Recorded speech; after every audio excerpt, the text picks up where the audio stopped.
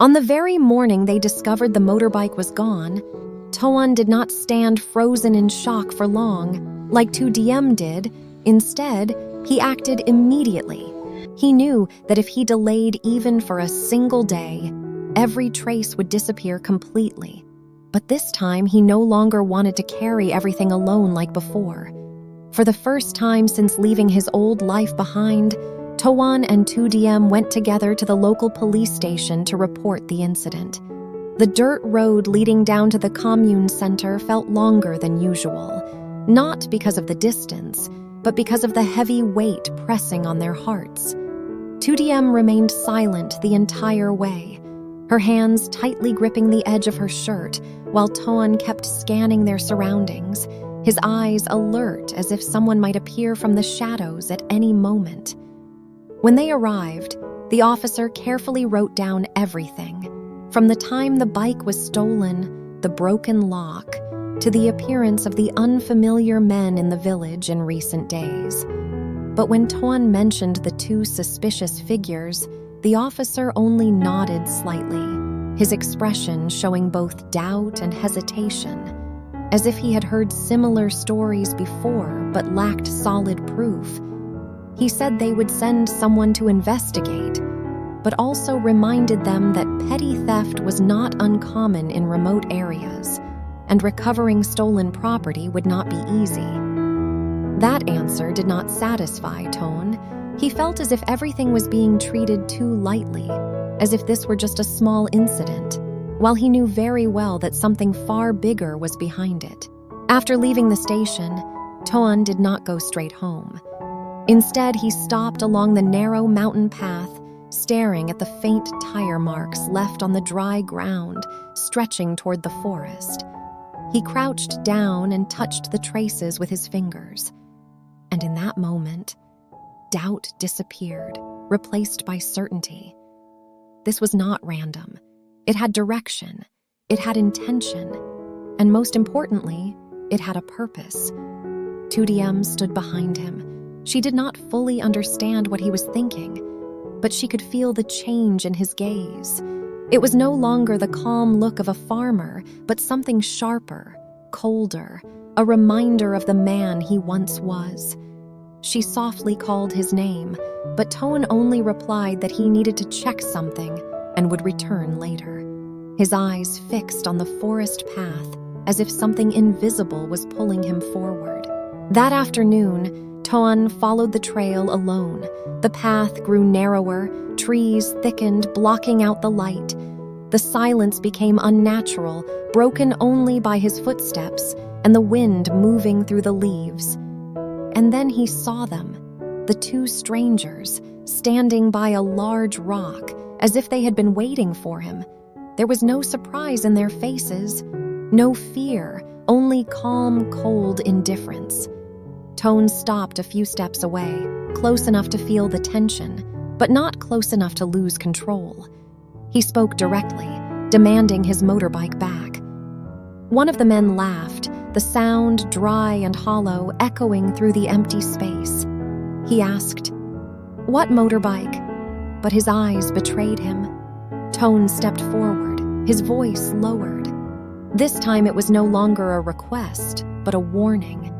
Yet instead of reacting like ordinary thieves, the man simply shrugged and said something that changed everything. "We didn't steal it." A pause. Toan frowned. "We were just following orders." Those words cut through his thoughts like a blade. Every piece of suspicion began to connect. The villagers' uneasy silence, the strange footprints, the men's presence. Everything pointed toward a direction he had tried to avoid. Toan clenched his fists and demanded to know who was behind it. The man looked at him for a long moment, as if deciding whether to speak, then finally answered without hesitation, "Your mother." In that instant, something inside Toan collapsed, not because he hadn't suspected it, but because he refused to believe it. He had left everything behind to start over, to live a different life. Yet the past had never truly let him go. It had only been waiting for the right moment to pull him back. Toan stood there in silence, his mind blank for a few seconds. But the shock was not over yet.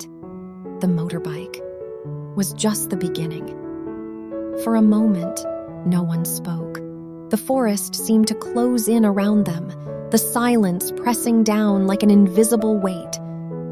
Toan felt his heartbeat pounding in his ears, louder than the wind, louder than anything else. He stared at the two men, searching their faces for any sign of deception, but there was none. They were too calm, too certain, as if everything had already been decided long before he arrived. "What do you mean, just the beginning?" Toan finally asked, his voice lower now, controlled, but edged with something dangerous. One of the men stepped closer, not enough to threaten, but enough to make the distance feel smaller. "It means," he said slowly, "if you still don't understand what you're supposed to do, things will escalate." "To what?" Toan shot back. The man smirked slightly, glancing at his companion before looking back at Toan. "That depends on you." The answer wasn't really an answer, and that made it worse. Toan clenched his jaw, anger rising, but beneath that anger was something colder. Fear, not for himself, but for 2DM. He realized in that instant that this was no longer about a stolen motorbike. It was about control, about pressure, about forcing him into a corner where every choice would cost him something. "Stay away from her," Toan said firmly, each word deliberate. The second man, who had been silent until now, let out a short laugh. "Then make the right decision." A gust of wind swept through the trees, carrying dust and dry leaves across the path. For a brief second, Toan's vision blurred, and when it cleared, both men had already stepped back, their figures partially swallowed by the shadows. "You don't have much time," one of them added. And just like that, they turned and walked away, disappearing into the forest as quietly as they had appeared. Toan didn't follow. He stood there frozen, his thoughts racing faster than he could control. Every instinct in him told him to fight, to push back, to refuse to be manipulated again. But another voice, quieter, more rational, kept reminding him that this was not a battle he could win alone. Not here. Not like this. For the first time since everything began, Toan felt something he hadn't allowed himself to feel in a long time. Not anger, not defiance, but the weight of a choice he could no longer avoid. And deep down he knew. Whatever he chose next would change everything. Toan did not return home immediately after that encounter. He stood alone on the mountain path for a long time, the wind blowing hard through the trees. Yet he felt nothing. The words, "just the beginning," echoed endlessly in his mind. He knew his mother better than anyone. If she had started something, she would not stop at a motorbike. This was only a test, a way to see how he would react, whether he would return or continue resisting. And if he chose to stay, what would come next would be far worse. When Toan finally returned home, night had already fallen. 2DM was sitting outside, her eyes fixed on the road, waiting. The moment she saw him, she stood up quickly. But when she looked into his face, she froze, because it was no longer the man she knew, but someone carrying a heavy, invisible burden. She asked where he had gone, whether he found anything. Toan remained silent for a few seconds before shaking his head.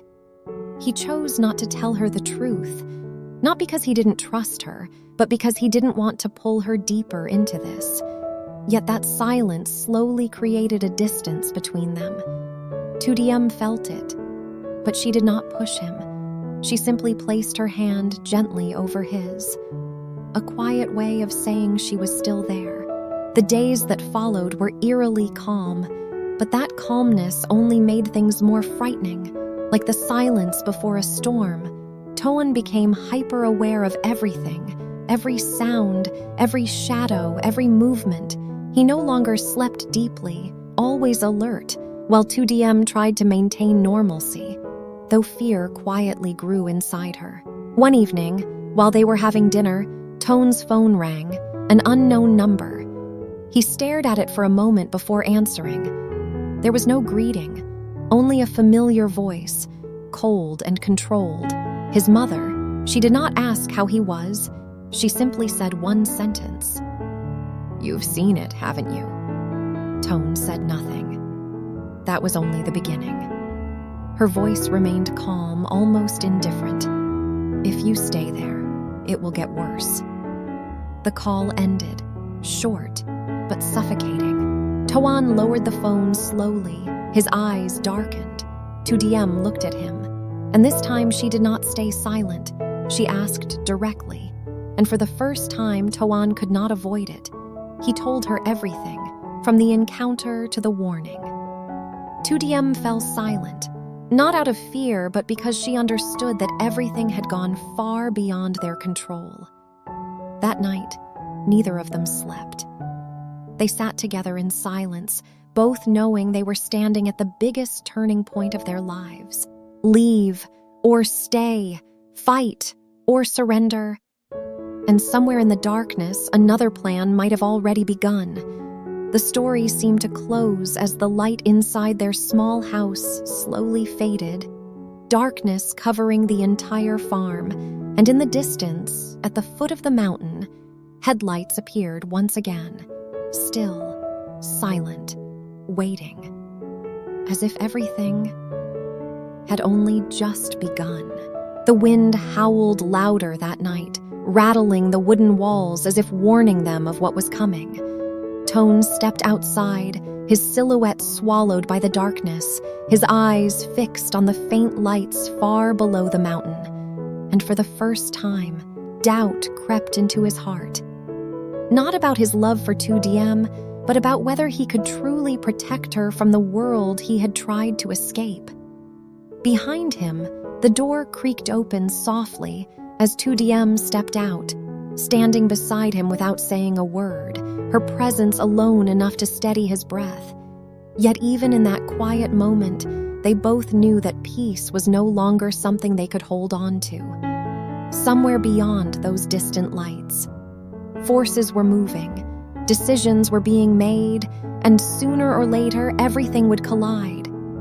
Toan slowly clenched his fists, a silent resolve forming within him, because if this was truly a game his mother had started, then he would no longer run, no longer hide, and no longer wait to be pushed.